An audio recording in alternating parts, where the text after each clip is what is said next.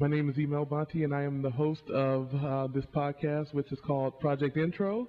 And with us today are two ambitious writers slash actors who are making a web show for you that will be coming soon called Dorm. And their names are Justine Leon and Andy Smith-Mebust. Smith-Mebust. Mouthful, right? Yes. I have a very short memory, forgive me. And I'm going to talk to them for a little bit about their project in a little bit, but first let's get to know them. Who wants to go first? Well, let's start off with how did you guys meet? Oh, how did we meet? We met at school. Like 2 years ago? Yeah, or more than that, right? More than that. Almost Right? 3 years. Almost 3 years ago, yeah. What We school? went, the American Musical and Dramatic Academy in Also Hollywood. known as Scamda. See, you learn a lot there, but, you know, it costs you a little, and you don't get a bachelor's. Where it comes into where we want to get our production name, Student Loan Productions. Yes. Yes. In the works. Yeah. So, so you guys met at school. Tell us a little about that. What project were you working on, or just what happened that you guys got together and realized you clicked creatively? Well, honestly, let's see. First day of registration, I kind of like, you know what? He's really nice, and I want to like be friends with him. So I think you came up to me and then we started talking, and then when did we really start hanging out though? probably summer of '08. In the second semester? Yeah, second semester of school, That's when we started having classes like every day, 40 hours a week. and we would eat lunch together. I'd like come Yeah. to his like little bungalow because the housing is like you either get the apartments or they have the little miniature houses called the bungalows, and we'd go in his little living room and we'd have lunch and talk about things and you know what we wanted to do in the future. And neither of us really wanted to do musical theater. No. But we were both in the musical theater program. So let's talk about that. Were you interested in acting and singing? How early in school did this become an ambition of yours? Well, since preschool, because there was this girl named Stephanie who was going to sing the goodbye song for the solo, and I asked the teacher if I could do it instead, so I did. So from age like 4 or 5, Yeah. I've always wanted to do it, but I wanted to do singing, and I didn't get into wanting to do movies and any theater stuff till probably I was like 14, so middle school. Mm-hmm. Last few years of middle school. And were you doing plays, anything back then? Yes, I was. I debuted in a little show called Broadway Lullaby as Newsboy #1, and I was pretty great. I was so embarrassed that I didn't get the part I wanted that I told my mom she wasn't allowed to come. Oh. And I found out literally this year that she actually snuck in the back to see me. And what was your first time actually acting on stage like? Did you find it thrilling and you realized this is what you wanted to do? Or was there a bit of a setback being that you didn't get the part that you wanted? I had done choir and those kind of shows when I was even younger than this first, I guess, performance. So I really enjoyed it. I just liked the audience, and I don't feel nervous on stage, and I can be pretty awkward in person. So I think that's what did it for me, is that I was able to like be myself and not be embarrassed on stage. And what about you, Andy? When did you realize that this was the life for you? The first thing that I ever did was I was a dancing African bird in 3rd grade in this one play. I don't even remember what the name was. But I remember I was wearing a paper bag with feathers glued all over it. And that was the first thing that I ever did. The first time I realized that I wanted to do this was probably in 7th grade. We did kind of like these fairy tale short like 10-minute plays, and it was Count Dracula, and that was when I realized that I wanted to do this because it was really fun. And did you also do plays throughout high school and junior high? Yeah. What was your first play that you did in high school and junior high? First play in high school was Midsummer Night's Dream. I was manservant number 1. I think I had like 2 lines. It was like, yes, master, and then like Wow, there seems to be a pattern of both of you getting. You own that really role, weird. Andy. Yeah. Did you guys ever get a bigger part sometime during your high school run, or? Well, I did do, I got into a show Musical Theater West puts on a summer youth conservatory, but I've always been told that I don't look old enough to play, like, the lead roles. So I guess it's a good thing, though, you know, being the Hollywood 16 to 21 bracket, looks-wise. I guess that's okay, but I guess, I don't know. It's kind of frustrating because there is a lot of competition in this industry, and it really is, like, who you know, and it can be really hard. But that's why you have to network. You have to know people. You have to talk. You can't be shy, which is why this is pretty darn great, actually. Yep. Well, thank you. What was the dream role that you always wanted being back in the day? Was there a particular character that you wanted to play in your high school days? It hasn't changed. Do you want to know? Oh, well, all right, fine. I would like to be Belle in the Broadway production of Beauty and the Beast.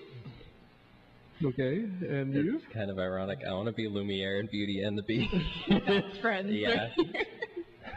Any particular reason? Is there something about the play or the Disney movie that you fell in love with out of all the many musicals out there? I didn't really like the musical at first. I didn't know that there was one. I was really into the movie. When I saw it when I was 2 in the theater, and it was the first thing that really touched me as a kid. Like, I was like, oh, this is a really beautiful story. And it just, ever since then, I was like, I want to grow up and I want to be Belle. And so then when I got into probably my teens, I realized that they had, they put up the Broadway show in '94, and I was all excited, and I've wanted to be in it ever since. And I would, do any production of it, really, just to have played it at least once. And yeah, I did it my senior year in high school and played that role, and I was like, I could do this for the rest of my life. What song did you have to sing as a Lumiere? What? Be Our Guest. Oh. Yeah. Okay, great song. All right, so after this, and you guys graduated high school, what was your plan after that? Did you immediately think that you were going to just find an agent, start doing movies and stuff, or what was your plan upon graduation? I actually had a childhood, and I didn't have show parents, so that I like that I got to have a childhood. It's nice, but I didn't start really thinking about agents and stuff until I actually went to AMDA. So okay, it's not all bad, I guess. Yeah. But I guess right after graduating in '09, because it's only a 2-year conservatory, barely 2 years, I was like, oh gosh, it's time to send out those mailings and try to get an agent. And it hasn't happened yet, but I don't think I've been doing the right things, which is one of the reasons why we're doing the web series. Yeah. Trying to get work out there and such, because you can't really, you have to create your own work if you're not getting it. Which is why we did this. Yeah. Yeah. But we still got plenty of time before we get to that. So, what happened out of college? What did you guys do directly after college? I just kind of, because we were in the musical theater program, and I wasn't sure if that was what I wanted to do. I kind of went to musical theater auditions, film auditions, play auditions. I went to everything and just kind of went crazy. I went to all those auditions and just saw what stuck and what would work for me, and I slowly found that musical theater wasn't really what I wanted to do, and that I was really more into just plays and writing and film. And so I've just been kind of doing that since then, and I got a lot of work for a while, and then things got kind of slow, and I found out that I wasn't getting the right real material that I needed. And so we kind of sat down and talked, and Justine had an idea for this web series. And I was like, oh, that sounds cool, tell me more about it. And so she kind of gave me like the basis for it, and then we just kind of got really excited about the idea and just started writing. Because I think it'll be 2 years in April that I got done with AMDA. And ever since then, I did the same thing. I went and signed up for every background acting thing you could. I didn't get a call-in service, though, because I didn't really know what that meant. But now I see a lot of my friends have those, and they're actually pretty smart because they'll get you on set every day. But I really wanted to join Union, and I I've always liked to write, and so I started writing, and I finished writing a film, and I went and registered that, and that I did that within a year. I had the storyline and was able to finish that myself, which was kind of an accomplishment. I didn't think that I was actually any good at it, but I guess, you know, you try it out and see what happens. And I started writing a lot of things. I started writing a book. I started writing the web series with Andy, and then some other projects. And Well, do you guys want to talk about the actual writing? What else? What kind of things are you into when it comes to writing? Is it just comedy, or did you explore other venues? we started a drama recently, actually. Yeah, well, actually, again, Justine came up with this idea, and we sat down and kind of talked about it, and came out with the storyline and the characters and everything.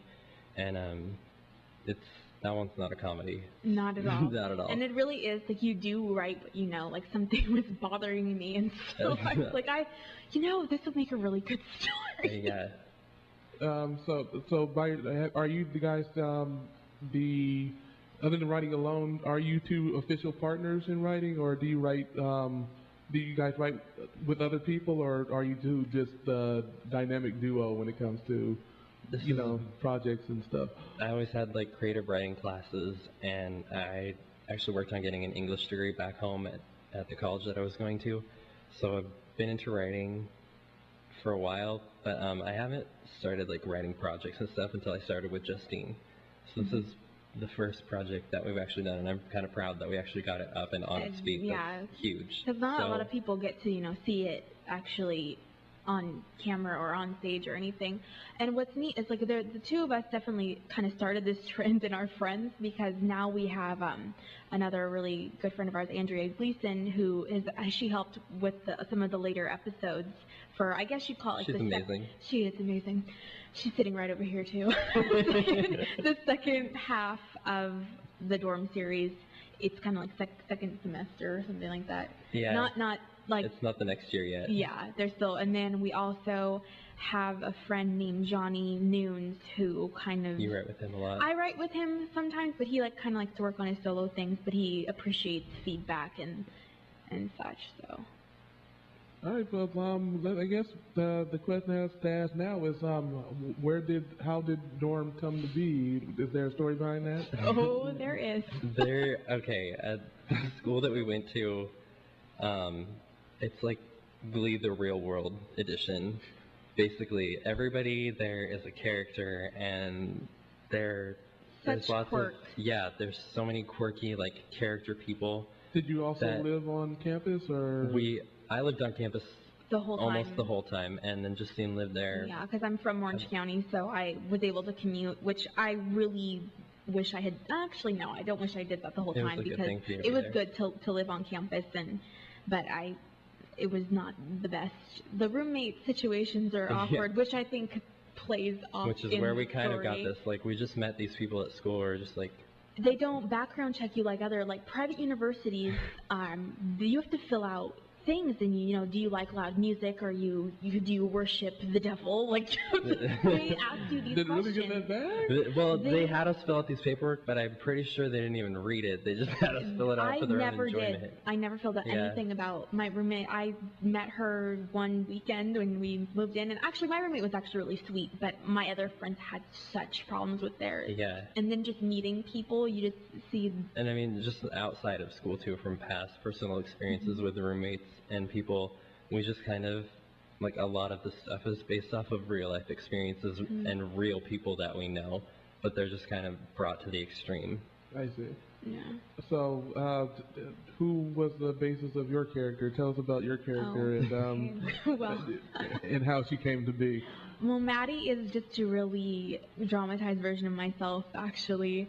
I go to church and I try to be a good person, but I just find I meet so many people that give Christians a bad name. They make us look like we're these judgy people with really bad attitudes towards everyone that isn't, and that's not true. So I kind of put that into Maddie a little bit, that she kind of, gets her just desserts from her roommate, who isn't as bad of a person. It's also by judging people.